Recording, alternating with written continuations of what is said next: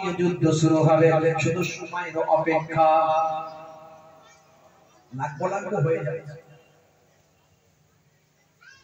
কাতারে বোমা ফেলেছে, কাতারে বোমা ফেলেছে ইসরাইল। আপনারা জানেন, অথচ কাতার সৌদি থেকে শুরু করে এরা ইসরায়েলের সঙ্গে ভালো সম্পর্ক। এখন কাতার ইসরায়েল থেকে শুরু করে আরব বিশ্বের নেতারা বলছে, ভাইরা আমার, তরুণ যুবকেরা আমার, মিস্টার থানি বলছে, আমরা ইসরায়েলকে ছেড়ে কথা বলবো না। হে তরুণ যুবকেরা, হে আমার মুরব্বিয়ানেরা, শুনে রেখে দিন বাবা, জেনে রেখে দিন, এই মধ্যপ্রাচ্য থেকে যুদ্ধটা শুরু হবে, মালহামা শুরু হবে, বিশ্বযুদ্ধ শুরু হবে। হে তরুণ যুবকেরা, এই যুদ্ধে আমেরিকা একটা পক্ষ হয়ে যাবে, রাশিয়া চীন একটা পক্ষ হয়ে যাবে, সারা পৃথিবী আড়াআড়িতে ভাগ হবে, পরমাণু যুদ্ধ শুরু হবে, পৃথিবীর 1/3 মানুষ মারা যাবে, সারা পৃথিবীতে মালহামা শুরু হবে, আধুনিকতা ধ্বংস হয়ে যাবে, সারা পৃথিবীর আধুনিকতা জিনিসগুলো সব ধ্বংস হয়ে যাবে। মানুষ আবার পূর্বের মতো, ভাই আমার, ওই আদিম যুগের মতো এমন একটা সিচুয়েশন তৈরি হয়ে যাবে। এ তরুণ যুবকেরা, পরমাণু বোমা মানে বুঝতে পারছেন, আজ থেকে 1947 ভাই আমার 48-47 সাল, হে তরুণ যুবকেরা, আজ থেকে কয়েক শত বছর আগে, হে তরুণ যুবকেরা, ভাই আমার, জাপানের হিরোশিমা নাগাসাকিতে পরমাণু বোমা নিক্ষেপ করেছিল, অ্যাটম বম নিক্ষেপ করেছিল আমেরিকা। আজও সেই জায়গাতে বিকলাঙ্গ মানুষ তৈরি হয়, সেখানকার মানুষ এখনো সুস্থভাবে জীবনযাপন করতে পারে না। তৎকালীন যুগের অ্যাটম বমের, পরমাণু বোমার যে ক্ষমতা, আজকের পরমাণু বোমার ক্ষমতা কয়েক হাজার গুণ শক্তি। এইরকম হাজার হাজার বোমা সারা পৃথিবীর বড় বড় নেতাদের কাছে আছে। যদি একবার যুদ্ধ শুরু হয়ে যায়, সারা পৃথিবীর 1/5 মানুষ ধ্বংস হয়ে যাবে, 1/3 মানুষ ধ্বংস হয়ে যাবে। এগুলো কিয়ামতের আলামত। হে তরুণ যুবকেরা, হে আমার বন্ধুরা, ওদিকে দাজ্জাল বের হয়ে আসবে। দাজ্জাল এক হাতে তার থাকবে জান্নাত, আর এক হাতে তার থাকবে জাহান্নাম। হে তরুণ যুবকেরা, হে আমার মুরব্বিয়ানেরা, মুসলমান, আসলে জান্নাত জাহান্নাম মানে হলো, তাকে আল্লাহ এমন একটা ক্ষমতা দেবেন, সারা পৃথিবীর মানুষ মনে করবে এটাই তো জান্নাত, এটাই তো জাহান্নাম। আসলে সে যখন কোন মানুষকে হত্যা করে তার জাহান্নামে ফেলবে, এই হত্যা করার কারণে আল্লাহ জান্নাতে চলে যাবে। আর সে যখন কোন মানুষকে জান্নাত দেখাবে, মনে রাখবেন ওটা জান্নাত নয়, ওটা হলো তার একটা মানুষকে ভোগ তৈরি করা। আসলে সে একটা জান্নাত মান, তার একটা ক্ষমতা আল্লাহ দেবে। এটা নিয়ে অনেক বিতর্ক আছে। বর্তমান বিশেষজ্ঞরা বলছে এআই, আর্টিফিশিয়াল ইন্টেলিজেন্স যেভাবে ডেভেলপমেন্ট করেছে, এআই এর মাধ্যমে রোবট তৈরি হয়েছে। রোবট, আপনারা জানেন রোবট তৈরি হয়েছে। বাড়ির এমন কোন কাজ নাই যে রোবট করতে পারে না, বাড়ির এমন কোন কাজ নাই যে রোবট করতে পারে না। ভারতবর্ষের সবথেকে দামি রোবট যিনি কিনেছেন, তিনি হলেন নীতা আম্বানি। নীতা আম্বানি, মুকেশ আম্বানির স্ত্রী। বাড়ির সব কাজ রোবটে করে। বোম্বাইয়ে 27 তলা বিল্ডিং, ওয়াকফ সম্পত্তির জায়গায় মামলা হয়েছে, বুঝতে পারছেন? মাত্র অল্প কিছু টাকা দিয়ে ওয়াকফ প্রপার্টি কিনে নিয়ে শত শত কোটি টাকার সম্পত্তি কিনে নিয়েছে, অল্প কয়েক কোটি টাকা দিয়ে কিনে সেখানে বিশাল মামলা করেছে। 27 তলা বিল্ডিং, 3-4টে হেলিপ্যাড সেখানে নামবে, ঝুলন্ত বাগান আছে, ঝুলন্ত বাগান, আর কত কি আছে বলা মুশকিল, বুঝতে পারছেন? এরা হচ্ছে সব, এরা হচ্ছে দেশটাকে কন্ট্রোল করছে, এই সমস্ত ধনী মানুষেরা। এদের কাছেই তো সব টাকা, এরাই তো সরকারকে চাঁদা দেয়। এদের জন্য অনেক কিছু হবে, কত আইন পাস হয়ে যাবে। রাতারাতি আইন চলে আসবে। আখিরি জামানা বাপ, কিয়ামতের আলামত এগুলো। শিক্ষিত মানুষগুলো তারা বাইরে বেরোতে ভয় পাবে, নেতৃত্বের জায়গা থেকে সরে আসবে, মান সম্মান নষ্ট হবে। না বাবা আমি নেতা হতে চাই না, না বাবা আমি সামনের সারিতে যেতে চাই না, কোথায় নেতা হলে আমাকে এখন গাল খেতে হবে। কথা ঠিক না? গালাগাল চলছে না চলে? বলেন তো দেখি, কি চলছে গালাগালি? হে দরুদ মাগিরা, হে আমার বন্ধুরা, শুনে রেখে জিন্দাবাদ। এগুলো সব কিয়ামতের আলামত। আল্লাহর নবী বলেছেন এই রকম পরিস্থিতি যখন দেখবে তখন তোমরা কোরআন এবং হাদিস পাককে আঁকড়ে ধরবে। বাড়ি থেকে কম বেরোবে, বাড়ি থেকে কম বেরোবে, কোরআন এবং হাদিসকে আঁকড়ে ধরবে, ইবাদতে মগ্ন থাকবে। এবারে আমি যদি বলি যে আমি বেশি ঝামেলায় যাব না, তাও কিছু মানুষ ছাড়বে না। কেন যাবে না? কেন করবে না?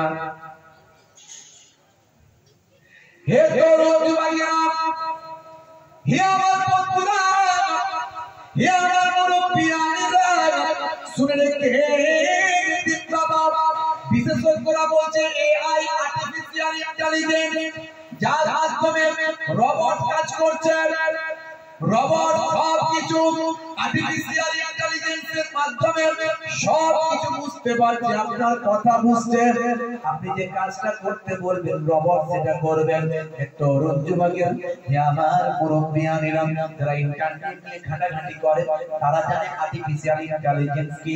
অর্থাৎ আপনার কত কথা, আপনি কিন্তু নন, আপনার আওয়াজটা তার মাধ্যমে লাগিয়ে দেওয়া হবে। আপনার শরীর কিন্তু নয়, আপনার শরীরের সঙ্গে তার শরীরটাকে লাগিয়ে দেওয়া হবে। হে তরুণ যুবকেরা, আর্টিফিশিয়াল ইন্টেলিজেন্সের মাধ্যমে যা নয় তাই করে দেখিয়ে দেওয়া হবে।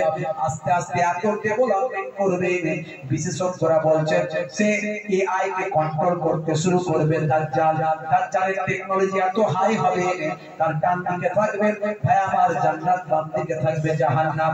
হে তরুণ যুবকেরা, সে মাটিতে বৃক্ষ গাছ বপন করে দেবে, অটোমেটিক গাছ বড় হবে, সঙ্গে সঙ্গে গাছ থেকে ফসল পেলে মানুষকে খাইয়ে দেবে, ফল করে খাইয়ে দেবে। গম ভাই আমার, গম থেকে আটা বানিয়ে রুটি বানিয়ে মানুষকে খাইয়ে দেবে। এটা অনেকে বলছে আর্টিফিশিয়াল ইন্টেলিজেন্স মানুষের ঘুমকে নষ্ট করবে, মানুষের ভাবনা চিন্তা ব্রেনকে কন্ট্রোল করে নেবে, মানুষকে ব্রেনকে কন্ট্রোল করে ওটা দেখিয়ে দেবে। হে তরুণ যুবকেরা, তবে মনে রাখবেন ভাই আমার দাজ্জাল কিন্তু আসবে। হাদিস থেকে প্রমাণ, আল্লাহর নবী বলেছেন দাজ্জাল আসবে, তার একটা চোখ কানা হবে, তার কপালে লেখা থাকবে কাফের। হে তরুণ যুবকেরা, হে আমার বন্ধুরা, তার আগে পৃথিবীর জমিনে আগমন করবেন হযরত ইমাম মাহদী আলাইহিস সালাম। জোরে হবে না? জোরে হবে না? বাংলাদেশে একটা বিরাট গন্ডগোল চলছে, আপনারা জানেন। বাংলাদেশে কিছুদিন থেকে বিরাট গন্ডগোল চলছে। একটা পাগল মানুষ ছিল, পাগল, সে বলতো পাগল, হ্যাঁ, তার নাম হচ্ছে নুরা পাগলা, নুরুল হুদা, নুরা পাগলা। সে নাকি আবার পীর সাহেব, সে নাকি আবার পীর সাহেব, তাদের নাকি অনেক ভক্ত আছে, মুরিদ আছে। সে মারা গিয়েছিল 23 আগস্ট। 23 আগস্ট মারা যাওয়ার পরে তার ভক্তরা মাটির নিচে নয়, এই জমিনের সমান সমতলে নয়, জমিন থেকে তুলে 12 ফুট উপরে দাফন করেছে। শুনেছেন কোনদিন বাপের কালে যে কবর মাটির নিচে নয়, মাটির উপরে হয়েছে? মাটির উপরে কবর দিয়েছে। হে তরুণ যুবকেরা, বাংলাদেশের মানুষজন সেখানে গিয়ে তার কবর থেকে ডেড বডি 14 দিন পরে তুলে সিন্দুক থেকে বের করে ভেঙে ভুঙে সেখান থেকে ডেড বডিকে তুলে নিয়ে আগুন দিয়ে পুড়িয়ে দিয়েছে, ঘর বাড়ি ভেঙে দিয়েছে, মাজার ভেঙে দিয়েছে। সারা পৃথিবীর মানুষ বায়াবাদ দেখলো, সারা পৃথিবীর মানুষ খবর রাখলো, দেখলো মুসলমানেরা মাজার ভাঙছে, মানুষ বায়াবাদ মৃত মানুষকে মুসলমান পুড়িয়ে দিয়েছে। এই পাগলা যেটা করেছিল সে হলো একজন ভণ্ড পীর, সে নাকি নিজেকে ইমাম মাহাদি বলে দাবি করেছিল। ইমাম মাহাদি দেশে হবে না বাপ, ইমাম মাহাদিকে পৃথিবীর কোন মানুষ চিনতে পারবে না। আর যিনি ইমাম মাহাদি হবেন তিনি নিজেও জানেন না আমি ইমাম মাহাদি হব। হে তরুণ যুবকেরা, হে আমার মুরব্বিয়ানেরা, যখন মানুষজন কাবা ঘর তওয়াফ করবে এমন সময় সারা পৃথিবীতে অশান্তির আগুন দাউ দাউ করে জ্বলবে। অনাচার, অত্যাচার, পাপাচার, লোকাচার, চারিদিকে হত্যা, খুন খারাপি, মারপিট, মালহামা, দাঙ্গা হাঙ্গামা চলতে থাকবে। সারা পৃথিবীতে অস্থিরতা চলতে থাকবে। এমন সময় দেখা যায় আল্লাহর বাইতুল্লাহ শরীফ তিনি তওয়াফ করবেন। হে তরুণ যুবকেরা, আল্লাহর নবী বলেন ইমাম মাহদি তিনি হবেন, তার নামটা হবে আমার নামের নাম, তার নামটা হবে আমার নামের নাম, তার বুনিয়াদ বংশটা হবে আমার বংশের বংশ। মা ফাতেমার থেকে তার বংশ আসবে। তার পিতার নাম হবে আব্দুল্লাহ আর মায়ের নাম হবে আমিনা। তার চেহারা সম্পর্কে আল্লাহর নবী বর্ণনা করেন, তাকে মানুষ কেউ চিনতে পারবে না, তিনিও জানতে পারবেন না আমি ইমাম মাহদি। তিনি আল্লাহর বাইতুল্লাহ শরীফ তওয়াফ করবেন। এমন সময় তার চেহারা, তার কাজকর্ম, তার তার সবকিছু বুঝতে পারবে মানুষজন। বুঝতে পেরে মানুষজন তাকে ইমাম মাহদি বলে স্বীকৃতি দেবে। এমন সময় তার কাছে মানুষজন বায়াত গ্রহণ করবে। বাইতুল্লাহতে থাকবে, টাকা পাওয়া যাবে, কাবা ঘরে টাকা পাওয়া যাবে। সারা দুনিয়ায় এখানে ইমাম মাহদি বেরোচ্ছে, ওখানে ইমাম মাহদি বেরোচ্ছে। পাকিস্তানে একটা টেকো মতো ব্যক্তি আছে, কপালটা অনেকটা উঁচু, চুলটা পাতলা, প্যান্ট শার্ট পরে, গোপ নাই, দাড়ি নাই, নায়ক নায়ক চেহারা। সে বলে সেও নাকি ইমাম মাহদি। সব নাকি অনেক কিছু বলে। ভণ্ডামির জায়গা, ভণ্ডামির এমন একটা জায়গায় গিয়ে পৌঁছেছে, মানে মুশকিলের ব্যাপার। আপনি ধরতেই পারবেন না কোনটা ভণ্ড, কে ভণ্ড আর কে ভণ্ড নয়। আবার আমার মতো যদি জুব্বা পরে দাঁড়িয়ে রেখে এরকম ডায়লগ দেয়, বাপ রে বাপ, মনে হয় অরিজিনালই হবে।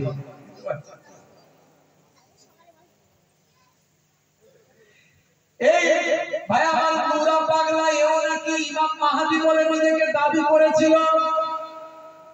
আবার রাসূল বলেও নাকি দাবি করেছিল।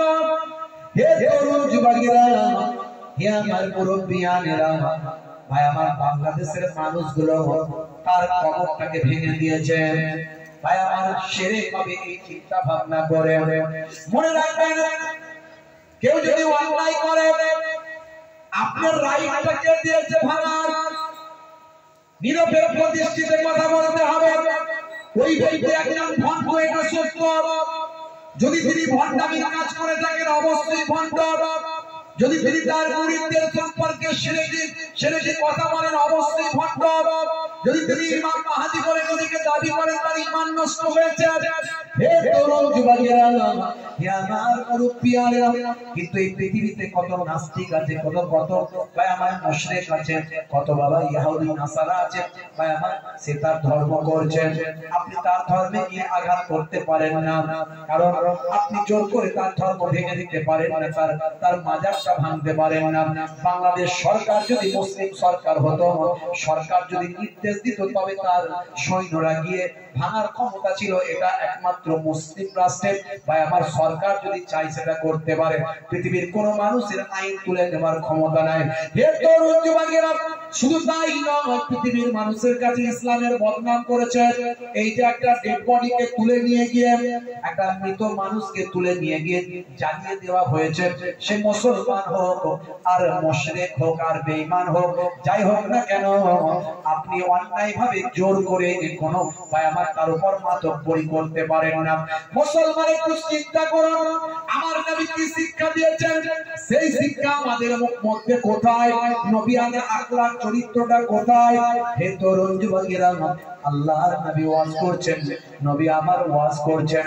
এমন সময় দেখতে পাওয়া যায় একটা ডেড বডি আল্লাহর নবীর পাশ দিয়ে নিয়ে যাওয়া হচ্ছে। কাছাকাছি সামনে কিছুটা দূর দিয়ে একজন ডেড বডিকে নিয়ে যাওয়া হচ্ছে। আল্লাহর নবী সেই সময় জরুরি আলোচনা ওয়াজ বন্ধ করে ওই ডেড বডিকে দেখে নবী আমার শ্রদ্ধায় দাঁড়িয়ে গেলেন। দেখেছেন নবী রাখলা, লড়তে হবে, লড়তে হবে, জিন্দাবাদ জিন্দাবাদ, নারে তাকবীর, আল্লাহু আকবার, ইয়া রাসূল আল্লাহ মারহাবা। হ্যাঁ নবীর আখলাক কয় সে ভণ্ড। তুমি যে কাজটা করলে ভালো কাজ করলে, বিচারটা হবে কোরআন আর হাদিস দিয়ে। কথা ঠিক না? এই কথা ঠিক না তুমি বলেন? গাজওয়ারি কথা বললে তো হবে না বাপ।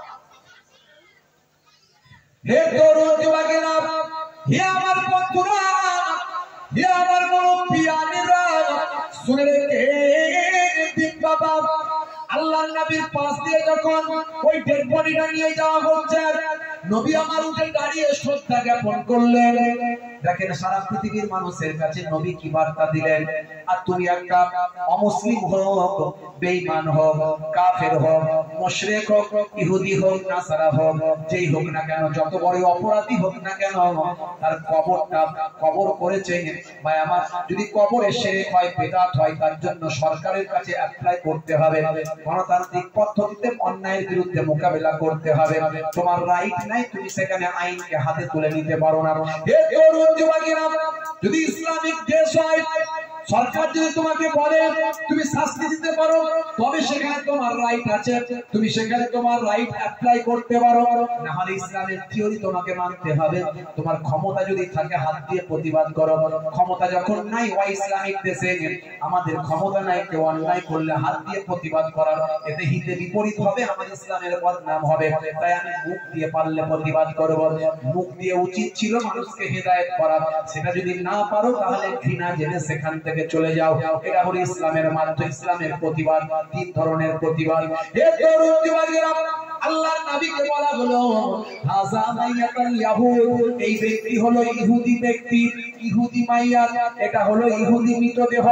আল্লাহর নবী বললেন সেই সময়, হে সাহাবীরা, সে ইহুদি হোক আর নাসারা হোক, সে হলো একজন মানুষ, মানুষ মারা গেছে, এটা শ্রদ্ধা করা, সম্মান জানানো আমি রাসূলের দায়িত্ব। জোরে বলেন সুবহানাল্লাহ।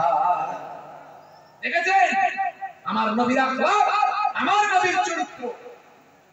আজকে সেই চরিত্র কোথায় আমাদের? বড় বড় কথা বললে তো হবে না, আমার নবীর আখলাকটাকে আপনাকে গ্রহণ করতে হবে। চারিদিকে সারা পৃথিবীতে অশান্তির আগুন দাউ দাউ করে জ্বলছে, সারা পৃথিবীতে। এই সময় বাঁচবেন কি করে? বাঁচবেন কি করে?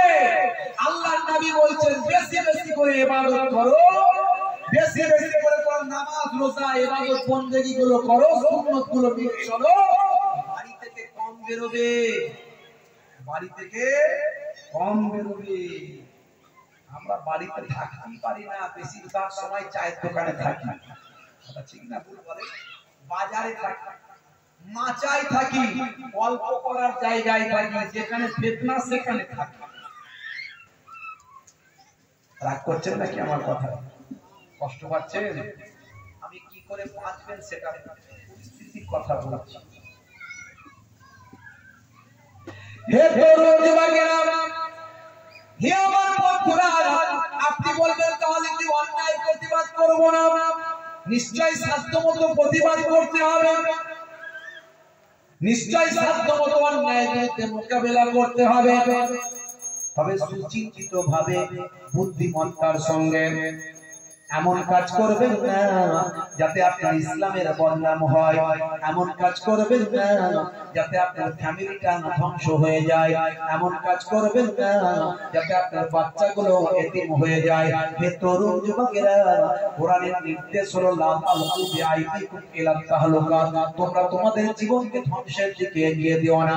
মনে রাখবেন বাবা, লড়াইটা যদি ভাই আমার নবিয়ানা লড়াই হয়, হে তরুণ যুবকেরা, হে আমার বন্ধুরা, হে আমার মুরব্বিয়ানেরা, শুনে দিন বাবা, লড়াই যদি ইসলামের জন্য হয়, লড়াই যদি কোরআনের জন্য হয়, লড়াই যদি নবীর জন্য হয়, তাহলে যদি আপনি খুলুসিয়াতের সঙ্গে অন্তর থেকে যদি প্রতিবাদ করেন, লড়াই করেন, ওই লড়াই করতে গিয়ে যদি আপনার জীবনটা চলে যায়, তবে আপনি প্রকৃত শহীদ হবেন। আর যদি ক্ষমতার জন্য লড়াই হয়, প্রতিপত্তির জন্য লড়াই হয়, সম্মানের জন্য লড়াই হয়, পাওয়ার বল অধিকারের জন্য যদি লড়াই হয়, ওই লড়াইটা করতে গিয়ে যদি মারা যায়, মারা গেল ওই মৃত মানুষটা কোরআন এবং হাদিসের দৃষ্টিতে শহীদ হলো না। তৈরি করে দিয়ে বলছে শহীদ অমর রহে, তুমি এগিয়ে চলো, আমরা পেছনে আছি। কথা ঠিক না ভুল? শহীদ তুমি অমর রহে, তুমি এগিয়ে চলো, আমরা পিছনে আছি। আর যে শহীদ হলো কিসের জন্য শহীদ হয়েছে? ক্ষমতার জন্য, সম্মানের জন্য, বাহুর জন্য, বাহুবল, প্রতিপত্তি, তার জন্য হয়েছে না সত্যি আল্লাহর জন্য, নবীর জন্য? দেখুন আল্লাহর জন্য নবীর জন্য কেমন লড়াই হবে একটু নমুনা। হে তরুণ যুবকেরা, হযরত আলী মুর্তজা কারামাল্লাহু ওয়াজহুর সঙ্গে লড়াই হচ্ছে একজন ইহুদির। সেই ইহুদি আমার ইসলামের দুশমন, আমার নবীর বিরুদ্ধে কটু কথা বলেছে, আমার আল্লাহর বিরুদ্ধে কটু কথা বলেছে। হে তরুণ যুবকেরা, হযরত আলী মুর্তজা কারামাল্লাহু ওয়াজহুর সঙ্গে লড়াই শুরু হলো। হযরত আলী মুর্তজা কারামাল্লাহু ওয়াজহু এমন বীর, আরবের বুকে হযরত আলীর মতো বীর আর নাই। আর হযরত আলীর তলোয়ারের মতো তলোয়ার আরবের জমিনে আর কেউ নাই। হে তরুণ যুবকেরা, হযরত আলী মুর্তজা ওই জালেম ইহুদিকে জমিনে ফেলে তার বুকে বসে পড়েছে, গলাটা টিপে ধরেছে। এমন সময় ইহুদি চিন্তা করলো, যদি এইভাবে আমাকে মারে তাহলে তো দোদকে মারা যাব, মারা যেতে অনেক কষ্ট হবে, শরীরে তাকলিফ হবে। তরুণ যুবকেরা, হযরত আলীকে আরো রাগান্বিত করতে হবে, আরো উত্তেজিত করতে হবে, হযরত আলী যাতে আমাকে আরো তাড়াতাড়ি মেরে ফেলে। হে তরুণ যুবকেরা, হে আমার বন্ধুরা, হযরত আলী মুর্তজা কারামাল্লাহু ওয়াজহুর চেহারা মোবারকে, মুখ মোবারকে ওই ইহুদি তখন থুতু নিক্ষেপ করে দিয়েছে, যাতে হযরত আলী মুর্তজা কারামাল্লাহু ওয়াজহু রাগান্বিত হয়ে তাড়াতাড়ি তাকে হত্যা করে দেয়। হে তরুণ যুবকেরা, যখন হযরত আলী মুর্তজার চেহারায় থুতু নিক্ষেপ করেছে, হযরত আলী মুর্তজা তাকে ছেড়ে দিয়ে উঠে দাঁড়িয়ে পড়লেন। ইহুদি তো অবাক, হে আলী, তুমি ছেড়ে দিলে কেন আমাকে? তুমি তো জিতে গেছো, তুমি তো আমার সঙ্গে লড়াই জিতেছো, তুমি ছাড়লে কেন? ওরে ইহুদি, তুই বুঝবি কি? তুই সেই ইমানের জিনিস কিছু বুঝিস না। তবে শোন, এতক্ষণ যে লড়াইটা হচ্ছিল এটা কোরআন আর হাদিসের জন্য, আমার আল্লাহ এবং রাসূলের জন্য। তুই আমার আল্লাহ এবং রাসূলের বিরুদ্ধে কটূক্তি করেছিস, তুই আগে এসে লড়াইটা শুরু করেছিস। ইসলামের নিয়ম হলো আগে মেরে কারোর সঙ্গে লড়াই করা চলবে না। তুই আগে এসে লড়াইটা শুরু করেছিস, আমি প্রতিরোধ করতে গিয়ে লড়াই হয়েছে। আমি তোর বুকে উঠে বেড়ে পড়েছি, তোর গলা টেনে ধরেছি। এমন সময় এতক্ষণ যে লড়াইটা হচ্ছে সেটা হলো আমার ইসলামের জন্য, আল্লাহ এবং রাসূলের জন্য, অন্যায়ের বিরুদ্ধে, ন্যায়ের পক্ষে। তুই জালেম, তুই অত্যাচারী, তুই কত মানুষের সঙ্গে জুলুম করিস, তোর সঙ্গে আমার লড়াইটা হচ্ছিল এতক্ষণ হক আর না হকের বিরুদ্ধে, হকের সঙ্গে না হকের বিরুদ্ধে, ইসলামের জন্য, কোরআনের জন্য, নবীর জন্য, আল্লাহর জন্য। যখন তুই থুতুটা আমার মুখে দিলি তখন আমার রাগ হয়ে গেল, আমার নাফসটা, আমার নাফস তখন আরো রাগান্বিত হয়ে গেল। এরপরে আমি যদি লড়াইটা করতাম তাহলে হয়ে যেত নিজের জন্য। তাই আমি তোকে ছেড়ে দিলাম, যাতে আমি নিজের জন্য তোকে মারতে চাই না, ছেড়ে দিলাম। মানে এই তোমাদের ইসলাম? বলে হ্যাঁ। তাহলে সেই ইসলাম আমাকে শেখাও। হে আলী, আমি সেই নবীর শিষ্য হতে চাই। জোরে হবে না? বন্ধুরা আমার, তরুণ যুবকেরা আমার, হে আমার মুরব্বিয়ারা, হে তরুণ যুবকেরা, হে আমার মুরব্বিয়ারা, বন্ধুরা আমার শুনে রেখে দেন, জেনে রেখে দেন। হে মুসলমান, একটু লক্ষ্য করো আল্লাহর নবী কি শিখিয়েছেন আপনার মধ্যে, দয়া, মায়া, ভালোবাসা, প্রেম। হে তরুণ যুবকেরা, নবীর আখলাক, নবীর চরিত্র আপনাকে আমাকে জানতে হবে, আল্লাহর নবীর চরিত্র আপনাকে আমাকে বুঝতে হবে। মুসলমান একটুখানি খেয়াল করুন, শুনে রেখে দেন। হে জওয়ান যুবকেরা, হে আমার বন্ধুরা, হে আমার মুরব্বিয়ারা, নবী আমার ছোট বয়স, বাচ্চা বয়স, 8 বছরের ভাই আমার 9 বছরের আমার নবী কিশোর মানুষ, একেবারে অল্প বয়স, মাত্র কিশোর নবী আমার রাস্তা দিয়ে যাচ্ছেন, এমন সময় আবু জাহেলের বাগানে খেজুর প্যাক হচ্ছে। বাবা, আবু জাহেলের বাগানে খাজুর পাক হচ্ছে, খাজুরকে প্যাকেটিং করা হচ্ছে। নবী আমার ছোট্ট বয়স, বাচ্চা বয়স, দয়ার নবীর আমার ভুকা লেগেছে, ক্ষুধা লেগেছে আমার। হে তরুণ যুবকেরা, আল্লাহর নবী টুক টুক টুক টুক করে সেই সময় চাচা আবু জাহেলের খাজুর বাগানের কাছে, চাচার কাছে চলে গেল। যতই হোক উনি তো আমার চাচা, তো চাচার কাছে যদি ভাতিজা গিয়ে কিছু চাই, নিশ্চয় চাচা দেবে কি দেবে না? হে তরুণ যুবকেরা, আল্লাহর নবী বললেন, চাচা যান, আমাকে বড় ভুক লেগেছে, ক্ষুধা লেগেছে, দুটো খাজুর দেন, দুটো খাজুর আমাকে দেন। বন্ধুরা আমার, তরুণ যুবকেরা আমার, হে আমার মুরব্বিয়ানেরা, হে যুবকেরা, সেই সময় চাচা আবু জাহেল আল্লাহর নবীকে বললেন, বাবা মুহাম্মদ, তোমাকে আমি দুটো খাজুর দিতে পারি, কিন্তু তোমাকে একটা কাজ করতে হবে। ওই যে আমার ইহুদি গোলামটা খাজুর প্যাক করছে, ওই যে বস্তাটা ওখানে আছে, ওই বস্তাটা একটু বাড়িতে পৌঁছে দিতে হবে। বাবা মুহাম্মদ, তুমি যদি ওই বস্তাটা পৌঁছে দাও, তোমাকে আমি দুটো খাজুর দেব। আল্লাহর নবী আখির জামানার পয়গম্বর, জগতের শেষ নবী, শিশু নবী আমার, কিশোর নবী, আহারে দয়ার নবী, কি আমার আখলাক দেখালেন, কি চরিত্র দেখালেন। চাচা জানকে বললেন, কোনো অসুবিধা নাই চাচা জান, আমি আপনার ওই খাজুরের বস্তাটা বাড়িতে পৌঁছে দিয়ে আসছি। ওই ইহুদির কাছে গিয়ে বলে, ভাই, ও ভাই শোনো, ওই খাজুরের বস্তাটা আমার মাথায় চাপিয়ে দাও। এমন সময় ইহুদি বলল, হে বাচ্চা, হে ছোট মানুষ, তুমি কি এত বড় খাজুরের এই বস্তাটা তুমি মাথায় নিতে পারো?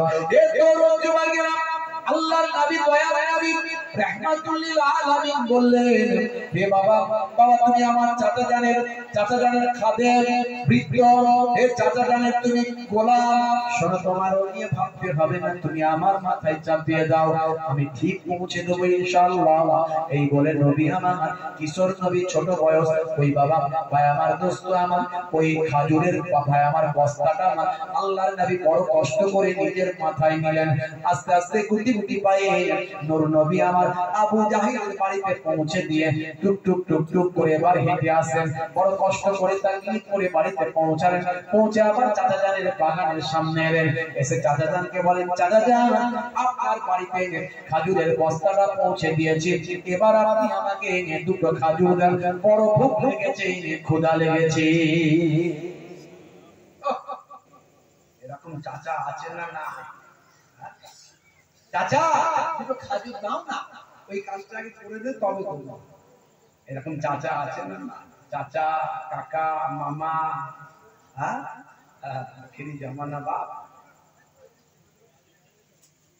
হে তরুণ যুবকেরা, বন্ধুরা আমার শুনেন, সেই সময় দেখা যায় আবু জাহেল একটা খাজুর দিল, কত বড় বেয়াদব, কত বড় জালেম। শিশু নবী, দয়াল নবী, রাহমাতুল লিল আলামিন, আহারে নবী আমার, কতটা সরল, কতটা নরম, কতটা কোমল। নূর নবী, যে নবী রাস্তা দিয়ে হেঁটে হেঁটে গেলেন, বাচ্চা বেলায় এক টুকরো মেঘ নবীর মাথার উপর ছায়া করে করে যায়। যে নবী আমার আম্মা জান হালিমাতুস সাদিয়া, ভাই আমার, ওই উটের উপর যখন বসেন, উটনির ভাই আমার স্তনে দুগ্ধ ফিরে আসে, আর উটনি শক্তিশালী ঘোর ভাই আমার উটেতে পরিণত হয়ে যায়। নবী আমার যখন সাত গোত্রের ভাই আমার হালিমাতুস সাদিয়ার সেই গোত্রে গিয়ে যখন হাজিরা দেন, সেই জায়গাতে যেখানে ঘাস নাই, নবীর ওসিলায় সেখানে খাদ্যে পরিপূর্ণ হয়ে যায়। হযরতে হারেসের বাড়িতে, হালিমাতুস সাদিয়ার বাড়িতে, তারপর থেকে নবী যখন গেছেন কোনো অভাব আর হয় না। এ তরুণ যুবকেরা, আল্লাহর নবী যখন বাইরে বের হতে, দয়াল নবীর মাথাতে এক টুকরো মেঘ ছায়া করে, সেই নবী আমার চেয়েছেন, চাচা জান দুটো খাজুর দেন। একটা খাজুর দিয়ে আর দিল না। দয়াল নবী আমার বললেন, চাচা জান, এটা তো কথা হয়নি, কথা ছিল দুটো খাজুরের। এই কথা বলার পর আবু জাহেল হতভাগা, নূর নবী, দয়াল নবী, শিশু নবীর চেহারাতে একটা চড় মেরে যায়। নবীর চেহারায় একটা চড় মেরে দেয়। বন্ধুরা আমার, তরুণ যুবকেরা আমার, আল্লাহর নবী দয়ার নবী রাহমাতুল লিল আলামিন সেই সময় বলেছিলেন, চাচা যান সর করেছেন অসুবিধা নাই, খাজুরও দিলেন না অসুবিধা নাই, কিন্তু আপনার হাতেতে লাগেনি তো, হাতেতে লাগেনি তো চাচা যান। দেখেন নবী আমার, আহারে সেই সময় চাচার হাতে লেগেছে কিনা সেই খবরটা নিচ্ছেন। নূর নবী দয়ার নবী মনটা বড় খারাপ, বাড়ির দিকে না গিয়ে পাহাড়ের দিকে চলে যান। তরুণ যুবকেরা কিছু সময় পরে ভাই আমার ওই আবু জাহিলের খাদেম এসে আবু জাহিলকে খবর দেয়, ও আমার মালিক শোনেন যে খাজুরগুলো প্যাকেটিং করা হয়েছিল, সেই খাজুরগুলো আর গাছে যে খাজুরগুলো ছিল সেই খাজুরগুলো খাজুর আর খাজুর নাই, সব পাথর হয়ে গেছে। দয়ার নবীকে মেরেছে, নবী কিছু বলেন না, মহান আল্লাহ সব সময় রহমত কি আমার নবীকে ঘিরে রেখেছেন। জেনে বলুন সুবহানাল্লাহ। অনেক সেই রাসূলের কি আখলাক, কি চরিত্র। বন্ধুরা আমার, তরুণ যুবকেরা আমার, সেই নবীকে আপনাকে আমাকে ভালোবাসতে হবে, দয়ার নবীর আখলাক চরিত্রটা লক্ষ্য রাখতে হবে, নবী পাকের আদর্শ আপনাকে আমাকে মেনে চলতে হবে। শুধু মুখে বললে হবে না, শুনলে হবে না, বক্তা শ্রোতা আমি মোল্লা হুসাইন নবীর আখলাকের কথা বলছি। আমার মধ্যে যদি নবীর আখলাক না থাকে তাহলে আমার কোনো মূল্য নাই, ওই ওয়াজ করে ইনকাম করা হবে। আর শ্রোতারা আপনারা যারা শুনছেন, বছরে বছরে জলসা দিচ্ছেন, সারা সারা রাত যাচ্ছেন, ভাই আমার নবীর আদর্শের কথা শুনছেন কিন্তু বাস্তবায়িত করছেন না, ওই ওয়াজ শোনা আর বিরিয়ানি খাওয়া হবে, আপনাদের কিছু লাগবে না। হে তরুণ যুবকেরা, আল্লাহর নবীর আদর্শগুলো আপনাকে আমাকে জানতে হবে।